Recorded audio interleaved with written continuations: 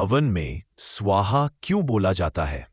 हवन वैदिक परंपरा का एक पवित्र यज्ञ अनुष्ठान है जिसमें अग्नि देवता के माध्यम से देवताओं को आहुतियां अर्पित की जाती है। जब भी हम हवन करते हैं, हर आहुति के समय स्वाहा शब्द बोला जाता है।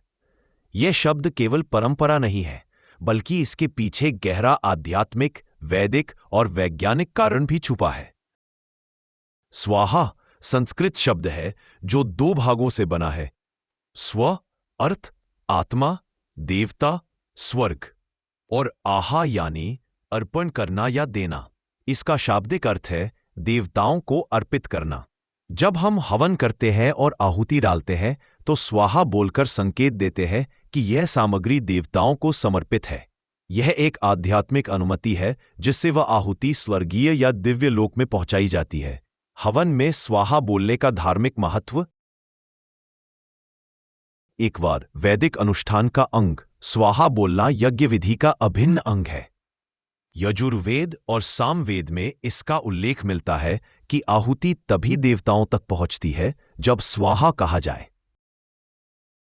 देवी स्वाहा का उल्लेख।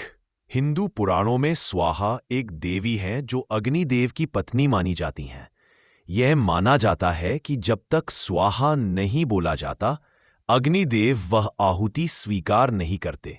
स्वाहा एक प्रकार की चेतावनी होती है कि अब कोई वस्तु अग्नि के माध्यम से देवताओं को भेजी जा रही है। यह मंत्र की पूर्णता का संकेत भी होता है। हवन में स्वाहा बोलने के वैज्ञानिक कारण। स्वाहा बोलते समय उत्पन्न होने वाला ध्वनि कंपन हमारे मस्तिष्क पर सकारात्मक प्रभाव डालता है। यह मानसिक एकाग्रता को बढ़ाता है और भावनात्मक शुद्धि लाता है। जब हवन में मंत्रोच्चार के साथ स्वाहा कहा जाता है तो इससे वातावरण में एक विशेष प्रकार की ऊर्जा उत्पन्न होती है जिससे नकारात्मक ऊर्जा का नाश होता है। हवन में जब स्वाहा बोलकर आहुति डाली जाती है तो उसमें घी, हवन सामग्री जैसे कपूर, चंदन, गिलोय, गुग्गुल आदि जलकर वातावरण को शुद्ध करते हैं। यह वैज्ञानिक रूप से प्रमाणित है कि हवन से बैक्टीरिया और वायरस का नाश होता है। पौराणिक कहानियां और स्वाहा। अग्निदेव और स्वाहा देवी की कथा। पुराणों के अनुसार स्वाहा एक दिव्य स्त्री थी जो अग्निदेव से प्रेम करती थी। उन्होंने अग्निदेव से विवाह किया और यह वरदान पाया कि जब भी कोई आहुति अग्नि को दी जाएगी तो स्वाहा कहा जाएगा, तभी अग्निदेव उसे स्वीकार करेंगे। पुराणों में वर्णन है कि असुर यज्ञ में आहुतियों को हड़प लेते थे। तब देवी स्वाहा ने यज्ञ की रक्षा का कार्य संभाला और सुनिश्चित किया कि केवल देवताओं को ही आहुति मिले। इसीलिए स्वाहा बोलना अनिवार्य हुआ। हवन में स्वाहा न बोलने से क्या होता है?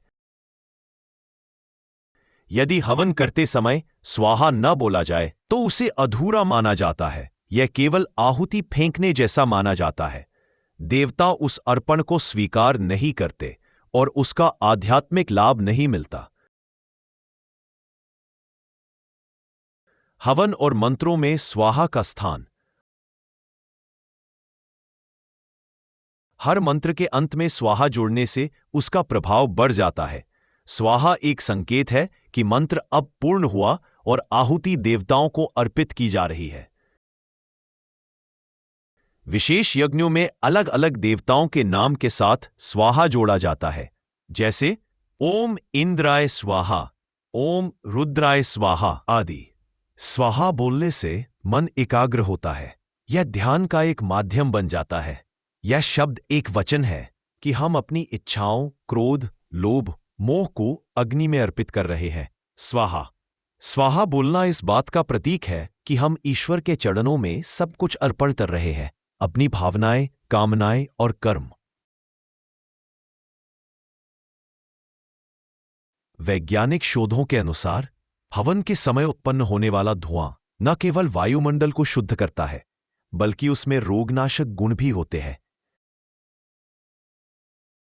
जब स्वाहा के साथ घी और औषधीय पदार्थ अग्नि में डाले जाते हैं तो उससे वायुमंडल में एंटीबैक्टीरियल गैसें फैलती हैं। मानसिक तनाव और अवसाद को कम करने में भी हवन उपयोगी है।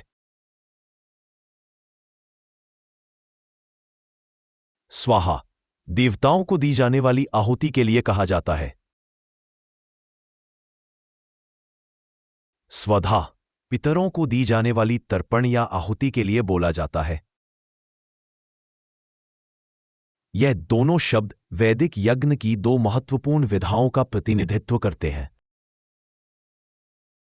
हवन केवल एक धार्मिक क्रिया नहीं बल्कि एक वैज्ञानिक और आध्यात्मिक प्रक्रिया है। स्वाहा शब्द उसमें जीवन और चेतना भर देता है। यह न केवल अग्नि के माध्यम से देवताओं को आहुतियां पहुंचाने का माध्यम है, बल्कि यह हमारी आंतरिक शुद्धि, ध्यान और समर्पण का प्रतीक भी है। जब भी अगली बार आप हवन करें तो स्वाहा शब्द बोलते समय यह जानें कि आप केवल एक शब्द नहीं कह रहे, बल्कि ईश्वर को समर्पण, अपनी इच्छाओं का त्याग और पवित्र ऊर्जा का प्रवाह कर रहे हैं। जानकारी पसंद आई हो तो चैनल को लाइक, सब्सक्राइब एवं कमेंट अवश्य करें। धन्यवाद।